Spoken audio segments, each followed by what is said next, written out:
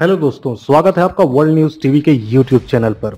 आज हम आपके लिए फिर एक कहानी लेकर आए हैं। कहा गया है, जाको राखे साइयां मार सके न कोई, बाल न बाका कर सके जो जग बैरी होए। इसी कहावत को चरितार्थ किया है राजस्थान में रणथंभौर के पास रहने वाले एक बुजुर्ग ने। कुछ साल पहले एक आदमी चिड़ियाघर के शेर वाले बाड़े में कूदा था। शेर उसको गर्दन से पकड़कर ले गया और उस आदमी की मौत हो गई।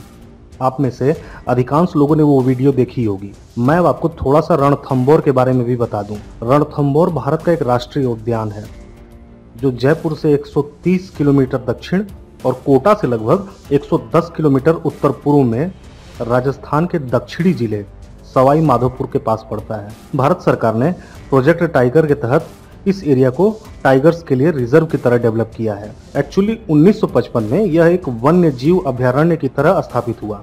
1973 में यहीं पर प्रोजेक्ट टाइगर की शुरुआत हुई। 1980 में इसे राष्ट्रीय पार्क का दर्जा दिया गया। यह पूरा एरिया लगभग 392 वर्ग किलोमीटर में फैला हुआ है।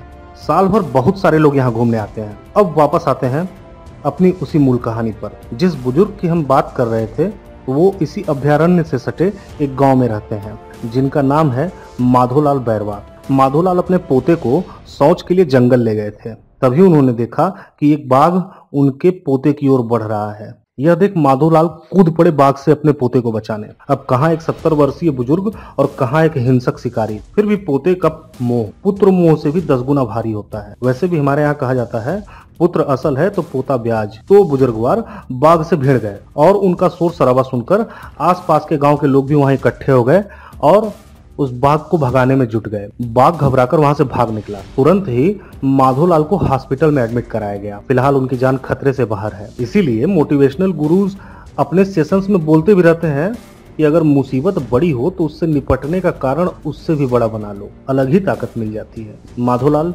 आपका साहस भी कुछ ऐसा ही सराहनीय है। दोस्तों, एक बात और बताना चाहता हूँ कि ये बिग कैट्स बहुत ही इंसानों को शिकार बनाने की कम ही सोचती हैं। इसके तमाम कारण हो सकते हैं जब वो आपके ऊपर हमला करें, और इनमें से कुछ जरूरी कारण मैं आपको बता देता हूँ। पहला, या तो वह घायल हो और आसान शिकार की तलाश में हो। दूसरा, अगर आप पीठ पीछे करके खड़े हो तो उनकी हंटिंग जीन्स एक्टिव हो जाती है। और तीसरा, एक रिसर्च के मुताबिक इन बिग कैट्स ने अधिकतम तभी हमला किया है जब शिकार अपने निपटान यानी सोच पर बैठा हो।